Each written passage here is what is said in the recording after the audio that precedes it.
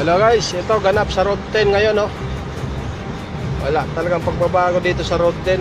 Isa na naman ang kasamahan na trailer, may nakawa, no? Grabe talaga mga kawatan dito.